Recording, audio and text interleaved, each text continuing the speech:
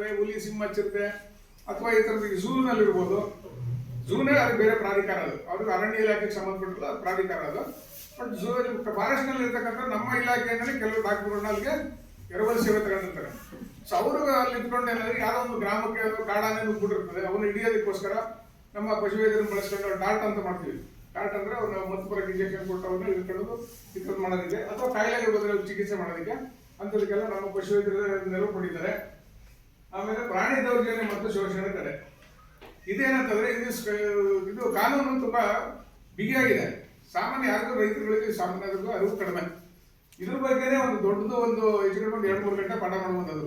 ಅದು ಪ್ರಾಣಿ ದೌರ್ಜನ್ಯ ಮತ್ತು ಶೋಷಣೆ ತಡೆ. ಚುಟುಕಾಗಿ ಹೇಳ್ಬೇಕು ಅಂತಂದ್ರೆ, ಜನಗಳಿಗೆ ನೀವೇನು ಮಾಡಿದ್ರೆ ಹೊಡೆದ್ರೆ ನಿಮ್ಮ ಮೇಲೆ ಕೇಸ್ ಹಾಕ್ಬೋದು, ಅಥವಾ ನೀವು ಎತ್ತಿನ ಗಾಡಿ ಮೇಲೆ ಜಾಸ್ತಿ ಭಾರ ತಗೊಂಡೋಗಿ, ಅದೇನಿದೆ ಕೆಲವು ಕಾನೂನು, ಟಾರ್ ರೋಡಲ್ಲಿ ಹೋಗ್ಬೇಕಾದ್ರೆ ಟೈರ್ ಗಾಡಿ ಇದ್ರೆ ಇಷ್ಟು ತೂಕ ಹಾಕ್ಬೇಕು, ಅಥವಾ ನೀವು ಜಲ್ಲಿ ರೋಡಲ್ಲಿ ಹೋಗ್ಬೇಕಾದ್ರೆ ಇಂಥ ಟೈರ್ ಗಾಡಿ ಇದ್ರೆ ಇಷ್ಟು ತೂಕ ಹಾಕ್ಬೇಕು, ಇಷ್ಟು ತೂಕ ಇರತಕ್ಕಂಥ ದನಿಗೆ ಇಷ್ಟೇ ತೂಕ ಹಾಕ್ಬೇಕು, ಇವೆಲ್ಲ ಅದ್ರಲ್ಲಿ ಇದಾವೆ ಕಾನೂನಲ್ಲಿ.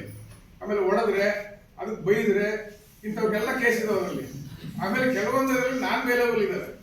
ನಾನ್ ಬೇಲೆಬಲ್ ಅಂತಂದ್ರೆ ನಿಮ್ಗೆ ಬೇಲ್ ಸಿಗಲ್ಲ. ನಾನೇನಾದ್ರೂ ಹಿಡಿದು ಕೇಸ್ ಹಾಕಿದ್ರೆ ನಮಗೆ ಸರ್ಕಾರದಿಂದ ₹5 ಕೊಡ್ತಾರೆ, ಏನು ಪ್ರೋತ್ಸಾಹ ಧನ ಅಂತ ಕೊಡ್ತಾರೆ ನಮಗೆ. ಬಟ್ ನಾನು ಕೇಸ್ ಹಾಕಿದ್ರೆ ನೀವು ನಾಳೆ ದಿವಸ ನಮ್ಮನ್ನು ಬಿಡಲ್ಲ, ಹೌದಾ?